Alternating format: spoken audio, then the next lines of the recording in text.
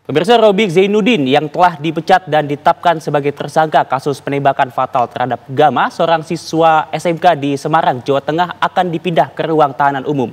Robik telah dipecat sebagai polisi dan ditetapkan sebagai tersangka penembakan yang juga mengakibatkan 2 teman Gama terluka. CCTV ini mengantarkan aibda Robik Zainuddin ke jeruji besi. CCTV ini menangkap detik-detik penembakan oleh Robik Zainuddin kepada Gama Rizkinata Oktavandi, siswa SMKN 4 Semarang yang juga merupakan seorang anggota Paskibraka. Gama tewas akibat tembakan tersebut, sementara 2 temannya luka-luka. Awalnya beredar kabar bahwa penembakan terhadap Gama dan teman-temannya itu dikarenakan para korban hendak tawuran lalu dicegah oleh Robik. Namun publik mempertanyakan hal itu karena bagaimana bisa seorang polisi mencegah tawuran dengan melepaskan tembakan fatal. Lalu kejanggalan lainnya adalah banyak warga yang bersaksi bahwa di lokasi kejadian pada waktu yang disebutkan polisi tidak ada tawuran. Penyelidikan pun dilakukan Propam terhadap Robik dengan diawasi Kompolnas.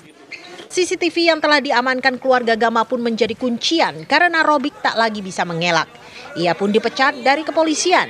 Kini kasus penembakan ditangani oleh Direktorat Reserse Kriminal Umum Polda Jawa Tengah. Direskrimum Polda Jateng pun telah mengirimkan berkas tahap 1 untuk diteliti jaksa penuntut umum. Sementara itu Robik telah ditahan di sel tahanan umum Rutan Polda Jawa Tengah bersama tahanan kriminal lainnya. Berkas sudah tahap 1, sudah tahap 1, sudah akan dikirim ke kejaksaan, kemudian dan insya Allah minggu depan juga kami akan bersama dengan kejaksaan rekon. Ada titik lokasi yang tambah nggak ada? Tidak. Nggak ada 3? Tidak. Secara minggu depan kami akan rekon bersama pihak kejaksaan. Untuk saat ini ada Robik ditahan di mana, Pak? Masih di Patsus atau di? Ya bukan, kita masuk ke tangan krimum. Tangan pidana. Polda Jawa Tengah berencana melakukan rekonstruksi kasus penembakan fatal terhadap Gama pada awal tahun 2025. Sementara itu kuasa hukum Robik menegaskan tidak ada rekayasa apapun dalam kasus ini. Setelah sebelumnya disebut senggolan sepeda motor lalu tawuran, kini pengacara mengungkapkan Robik mengira korban hendak melakukan pembegalan. Kenapa? Beliau adalah melihat di depan matanya ada orang mengendarai sepeda motor dengan kelajuan. Yang kedua, ada orang yang dikejar yang menggunakan sajam. Nah, disinilah beliau beranggapan bahwa itu adalah begal. Nah, apa yang dilakukan adalah pencegahan agar tidak menjadi satu tindak pidana. 1, tidak pidana melukai atau membunuh. Nah, apa yang dia lakukan setelah kami tanya?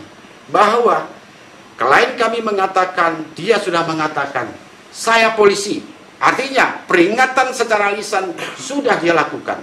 Yang kedua, dia menggunakan tembakan ke atas ke arah jarum 11 1 kali. Artinya ada 2 peringatan yang dia lakukan. 1 peringatan lisan, kedua menggunakan senjata.